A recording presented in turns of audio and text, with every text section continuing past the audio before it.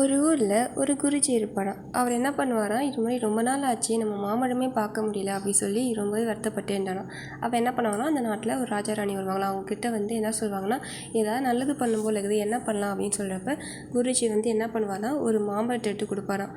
இந்த மாம்பழத்தை யாரும் பார்க்காம கண்ணை மூடிட்டே என்ன பண்ணால் தூண்டி உள்ளே வச்சு தண்ணி ஊற்றி வளர்த்துட்டே வாங்க, தின்னு இதில் வரப்போகிறது ஒரு தங்க மாம்பழமாக இருக்கும் அப்படி சொல்லி சொன்னாங்களாம். நீங்கள் எவ்வளோ அளவு நல்லது பண்ணுறீங்களோ அவ்வளோ அளவு இதில் வந்து தங்க மாம்பழம் வரும் அப்படின்னு சொல்வாராம். உடனே சரி சொல்லிட்டு இவங்களும் என்ன பண்ணுவாங்க, ராஜராணி வந்து நல்லா குழி தோண்டி உள்ளே வச்சு புதைச்சி அதுக்கு தண்ணி ஊற்றி உரம் வச்சு அப்படியே பார்த்துக்கிட்டே இருந்தாங்களாம். மரம் அப்படியே செழிப்பாக வளர்ந்துதான், அப்படியே பழம் பழுத்துக்கிட்டே கிடந்துதான், ஃபுல்லாக பறித்து சாப்பிட்டே இருந்தாங்களாம்.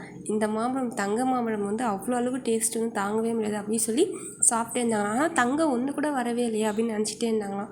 அப்புறம் என்னாச்சு, திருப்பி அந்த முனிவர்கிட்ட போயிட்டு இது மாதிரி குருஜி நீங்கள் சொன்ன மாதிரி நாங்கள் செஞ்சோம், ஆனால் தங்கமே வரல, வெறும் மாம்பழம் மட்டும்தான் வந்தது அப்படின்னு சொன்னாங்களாம். உடனே அதுக்கு தான் வந்து அவங்க சொன்னாங்கன்னா, நீங்கள் எப்போ நல்லது பண்ணுறீங்களோ, எப்போல்லாம் நல்லது பண்ணிட்டே இருக்கீங்களோ அப்போ தான் கிடைக்கும், அது வரைக்கும் நீங்கள் நல்லது பண்ணணுன்னு அர்த்தம் அப்படின்னு சொல்லி என்ன பண்ணாங்கன்னா, வாழையடி வாழையாக அந்த மரத்தை வளர்த்துக்கிட்டே இருந்தாங்களாம். அதுலேருந்து செழிப்பாக பழம் மாம்பழம் வந்து அப்படியே காய்ச்சி தொங்கிட்டே இருந்துதான். இவங்க மட்டும் இல்லாமல் அந்த ஊர் மக்களே ரொம்ப சந்தோஷம் சாப்பிட்டுக்கிட்டே இருந்தாங்களாம். சரி நம்ம இன்னும் நல்லது பண்ணலையாட்டுக்கு அப்படின்னு சொல்லி ஒவ்வொரு டைம் சாப்பிட்றப்பையும் சரி தங்க மாம்பழம் வரும் அப்படின்னு சொல்லி என்ன பண்ணுவாங்கன்னா, அப்பப்போ நல்லது பண்ணிட்டே இருந்தாங்கன்னா இந்த ஸ்டோரியை அழகாக முடிச்சிடுவாங்க.